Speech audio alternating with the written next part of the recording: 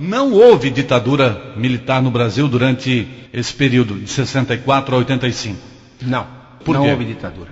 Nós tivemos, durante 21 anos, o fechamento do Congresso durante 10 meses e meio.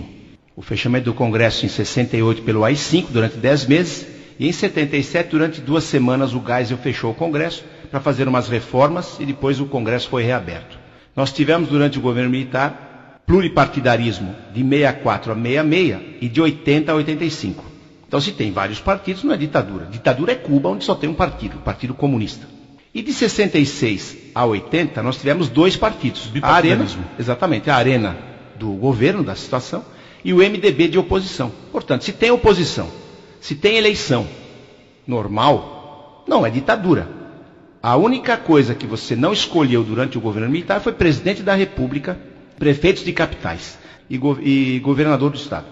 São 3 cargos que o povo não escolhia. Presidente, pelo voto direto, governador de estado e prefeitos de capitais. Todos os outros cargos, vereadores, prefeitos, deputados federais, estaduais, senadores, foram eleitos pelo povo durante todos os 21 anos.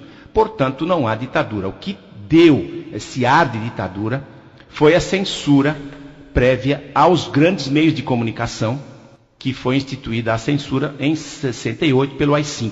O AI-5 durou 10 anos, de 68 a 78.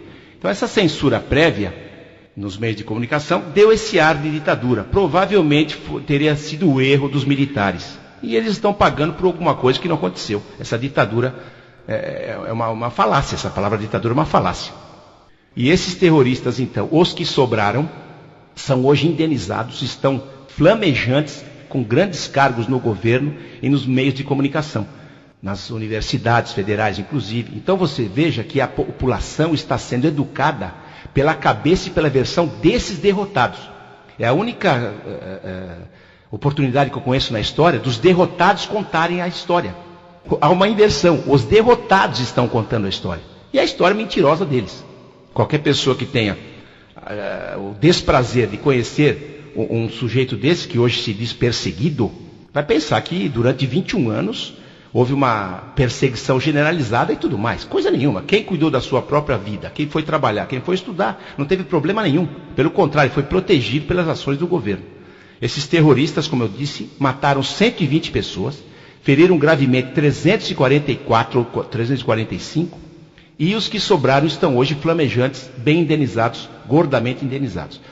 A lei de anistia aprovada pelo Congresso em 79, ela não existe, porque ela só anistiou os ditos perseguidos. Os governos militares foram extremamente difamados, tudo que eles fizeram de bom, toda a riqueza que eles trouxeram ao Brasil foi esquecida, e por causa dessa ação armada de terroristas a soldo de Cuba, a imagem deles foi queimada, e a população então quer que eles sejam punidos. Agora, a lei de anistia, a anistia aprovada pelo Congresso Nacional em 79, ela perdoa crimes políticos de ambos os lados. Só que agora só foram perdoados os que pegaram em armas. Os militares que fizeram a sua obrigação de combatê-los são perseguidos. Isso é um absurdo. Uma lei dessa tem que ser rasgada. Como é que seria o Brasil se os militares ainda estivessem no poder hoje? Bom, os militares tomaram o poder em 64 com a intenção de rapidamente devolvê-lo aos civis. Só não devolveram devido a essa ação armada, que durou 8 anos, essa guerra, essa guerrilha, né, comandada por Cuba. Eles não queriam ficar tantos anos no poder e teriam entregue o país antes. Bom, vamos dizer que eles estivessem até hoje no poder. Com certeza o Brasil seria mais rico e muito mais seguro. E é o que a gente viu na época que eles estavam no poder. Não poderia ser diferente. Todos os 5 generais morreram com suas aposentadorias magras. Não havia corrupção nenhuma por parte de militares. Até hoje a oposição não apontou um dedo de um soldado raso ao maior general.